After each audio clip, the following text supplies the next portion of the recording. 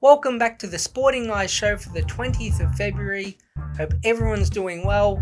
Today we're going to have a look at the situation at my Western Bulldogs, go through all the new injuries in a game of big or small deal, and finish off at a secret meeting in a way between Harley, Reid and Sam Mitchell at a wedding. But the starting point is with the AFL coaching merry-go-round. It happens every year. And there's three coaches in particular that I wanted to focus on. Now, I haven't talked a whole lot about coaches because in my eyes, well, they're all under pressure because there's only 18 jobs in the country right now. So when you hold a position of that importance at a club, you're obviously under the pump. But there's three especially. Luke Beveridge and Justin Longmuir fit in their own category because they're out of contract this year. They don't have any security in 2026 and beyond. And I think it's a fascinating storyline to follow these two coaches. Now, if you don't know, when the Western Bulldogs hired Luke Beveridge back in 2015, the CEO at the time was Simon Garlick. And if you don't know, he's the current CEO of Fremantle. So that's something that I think's flown under the radar, but don't be surprised midway through the year if both teams are struggling, or perhaps the Bulldogs are doing okay, and Fremantle are struggling. If Beveridge's name gets thrown in the mix to be the next coach of Fremantle. That might be a bit of a stretch, but that connection is there. Matthew Boyd's also at Fremantle, and Bob Murphy was also there in the past couple of years in a leadership role. So just keep that in mind. And the third coach is obviously Matthew Nicks at Adelaide. He's contracted till 2026, but you think his job security is in a similar level to Beveridge and Longmuir. Now, the big question is, in order, which of the three is most likely to lose their jobs? Now, I don't normally like to do this because it's a bit negative, but the reality is these three clubs obviously are looking to play finals and try and finish as high up on the ladder as they can. But I'm going to say Longmuir is the most likely to go for a few reasons. A lot of people really like Fremantle's list. I do. I think it's definitely in the top 8 in the entire competition. Young emerging players everywhere. And what do we know about the rebuild coach? Well, they often get the chop, and Longmuir came in after Ross Lyon. You could argue Ross Lyon started the rebuild, but Longmuir has come in and really developed and grown with these guys. So that's the first reason, that the rebuild coach often struggles and ends up losing their job. Now, they have made finals back in 2022. They actually defeated the Bulldogs in an elimination final, but lost the following week. So he's at least proved Longmuir that he can coach a team to finals. The other part is his game plan. We know that they've struggled to enter fast-paced and transition modes. I think that's mainly because Longmuir has been a defensive coach. He was under Nathan Buckley at Collingwood, who didn't play a manic game style, really. They were defensively solid and much slower paced. So I think if the Fremantle fans maybe get a bit frustrated that the team's not progressing with enough flair, I think that's why I've got Longmuir at number 1. Number 2 might surprise you, but I do have Matthew Nicks. Now, I've never been a big believer in Adelaide's list since he's been there. I have a lot of sympathy for Nicks because although they've got in guys like Dawson, Rankin in trade, picked up Ben Keys as a delisted free agent, their drafting has been basically the worst in the competition, and Nicks doesn't have any control over that. He coaches the team. He obviously doesn't draft all the players. So I have sympathy for him in that aspect, but the reality is he hasn't played finals. They were unlucky in 2023, obviously, but they had a bad dip last year. So that's why I've got him at number 2, but it's not all his fault. Now, lastly, I have Luke Beveridge, which I'm sure a lot of you watching might put at number 1. But I think the Bulldogs' injuries will give them, an excuse for the first month or 2 of the season.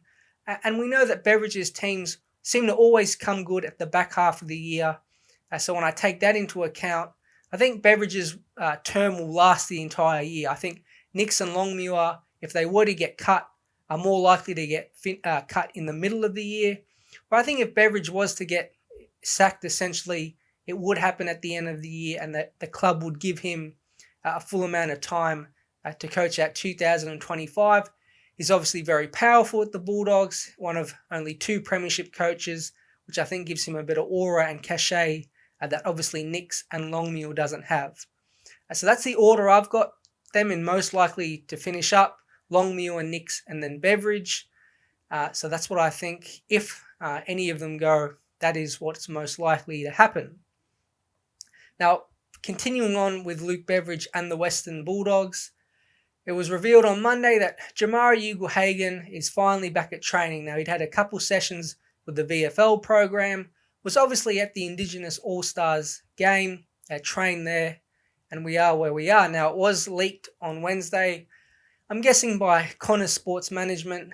His manager is not Connor, so I can't quite remember who his manager is, but I'm pretty sure they leaked that out to SEN, to Sam Edmund, that Ugle-Hagan requested to play in the Indigenous All-Stars game, and the Bulldogs said no. And now, to me, that's fair enough. I mean, how can you request to play in an exhibition game when you're not even training at your own club? And I think that's what's been revealed over the past couple of weeks as this story has developed, that clearly the Bulldogs are in the right in some ways, and it's Ugle-Hagan whose behaviour has not been good enough, and his professional standards obviously haven't been to the level. So I think the Bulldogs, in a way, have covered this up, saying it's mental health, which I'm sure it is, and training standards. Well, I think deep down, Ugle-Hagan just has not been going to the training sessions. He's been a little bit erratic in his, obviously, behaviour. Before Christmas, he was showing up, then not showing up. And I think players have had enough of it. Again, he got some hugs and some smiles coming back to training. But if you read between the lines, it's pretty clear that a portion of the playing group, maybe all of them, are not happy with Ugle-Hagan. Now, he does look fit. I did see some pictures. He looks pretty strong. Hasn't looked like he's gained a whole lot of weight or is not running well or anything like that, which I guess is a good sign that his training has been to an okay level. Obviously, getting match fitness and getting his touch back will take a while, but I think in a fitness perspective, it won't take too long for Ugle-Hagan to get fit. But I think the big problem is he needs to really commit to himself to become a professional athlete, recommit back to the Bulldogs, and more importantly, his teammates before he plays. It was revealed in the Herald Sun that the Bulldogs hierarchy really doesn't want to play him too soon, even if he's ready, because it will upset some of the players. And I think we can translate this all the way back to that elimination final during the bye week.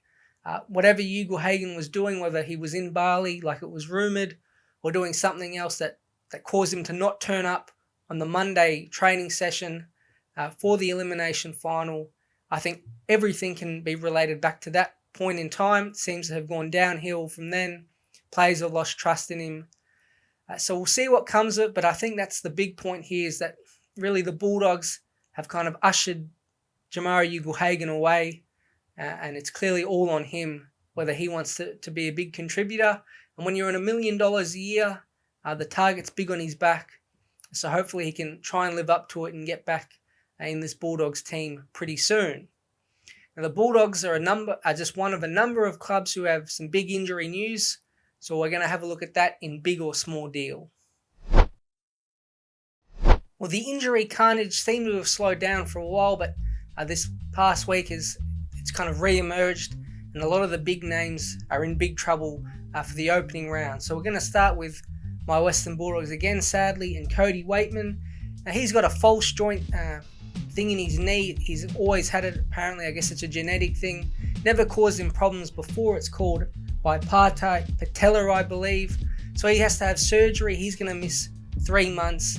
Is it a big or small deal? It's obviously a big deal. He's one of the better small forwards in the competition. He's unique with his aerial ability, and he had the potential to play a little more centre bounce time early in the season. Didn't look great in the practice game, so it's no surprise he's been carrying this knock for a little bit, but it's a big deal to the Bulldogs forward line, who obviously without Jamarra right now is in a bit of flux. Now, one of the premier key forwards, Charlie Curnow, has had minor knee surgery to remove a screw in his left knee. That sounds pretty nasty. It's been annoying him. Now, he's touch and go for round one, but I'm going to say that this is a small deal. Again, if he misses the first round or two, I think you can live with that. Obviously, Carlton have Richmond, who they should be beating with or without Curnow. They still have Mackay up there, and we know he can kick a bag himself. So in the context of the season, I'm going to say it's a small deal. Now next is Tom Green. This came out of nowhere from GWS on Baller. He's had a calf niggle and then it's obviously been strained. So he's going to miss a significant period of time, maybe the first 2 or 3 rounds. And I think this is a big deal. He's their best pure ball winner, polled incredibly well in the Brownlow. He's had back-to-back really strong seasons. So this is a really big deal because the Giants' midfield room is not as strong as it used to be. Obviously, they lost Perryman. They lose Peatling. We know Cornelio's injury prone. Josh Kelly can also be a little bit injury prone and he can play on the outside.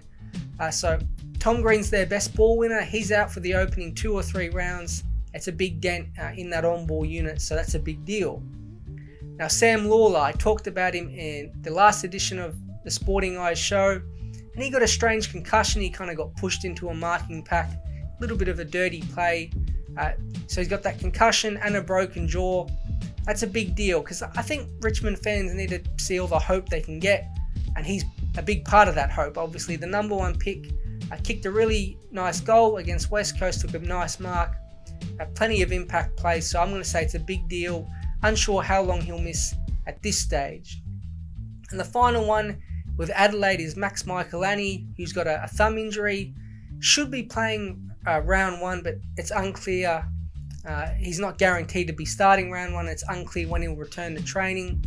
I'm going to say it's a small deal because it doesn't sound too serious. It is only his thumb. Now, him being a defender, he probably needs his thumb to punch the ball. So you could say that's a slight concern, but I think he'll be okay for round 1. It seems pretty positive. Obviously, one of the rising defenders in the competition, really important for Adelaide. So hopefully he's back for round 1 at least. But up next, we're going to talk and stick with Adelaide. But we're going to move to the opposite of the ground and have a look at Josh Rachele and his possible output in 2025. Now, Matthew Nick spoke with AFL.com this week, and Josh Rachele was a big part of that discussion. We know he had an indifferent 2024, kicked a game-winning goal against Essendon, had the power incident where he was mocking Port Adelaide fans about their teeth, did an interview complaining about his midfield time in the middle of the year, kicked 30 goals in 22 games, and it all culminated in him getting dropped at the end of the season. Nick's defended that at the time and in this interview, and essentially said Rachele will not be getting midfield time. He's going to have to play forward. He can envision him in the future getting 50-50 midfield forward time, but made no guarantees he'll be playing on the ball in real AFL games in the home and away season. So I think Rachele, the best comparison I've got for him is to become a guy like Jack Ginnivan. We know he's obviously not that big. He's not incredibly fast. Hasn't got a great amount of strength for a small forward like, say, Kazai Pickett has, and hasn't got great athletic ability like a Bolton or Waitman. So I think Ginnivan's the best comparison. Ginnivan's not very quick either, not that strong or powerful, but has got natural football smarts and IQ, and is built on his tank to get up the ground and come back. So I think if Rachele can become like that for Adelaide, really work on his tank and become a link player, I think we could see the best out of him. But I think he wants to become that guy who can get 30 disposals on ball. But I think the reality is try and become a guy like Ginnivan, where you can get high teens, maybe low 20s, kick a goal or 2, and really become that link man. And I think when you throw in, obviously, Rankin still moving forward, Alex Neil-Bullen is a bit of a role player at half forward, I think that Adelaide's forward line becomes a bit more dynamic. But it's a big year for the Adelaide Crows. Their forward line as a whole, hopefully Thilthorpe can stay healthy with Walker and Fogarty is a part of that. So I think they have a good mix there. And if they can stay healthy, it's something to work on. Now, the last topic today is about a photograph.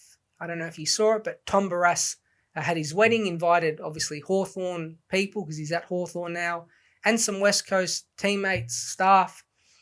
And one picture emerged of Harley, Reid and Sam Mitchell at the same table. Now, Sam Mitchell is becoming one of the sneakiest little snakes in the AFL. Let's be honest. Obviously, met with Tom Barrass last year and Josh Battle. There's been reports he kind of uses his wife in a way to kind of charm them over, and it's clearly worked. Hawthorn's got a lot of plays, not through the draft, but through trade period and free agency in the past couple off seasons.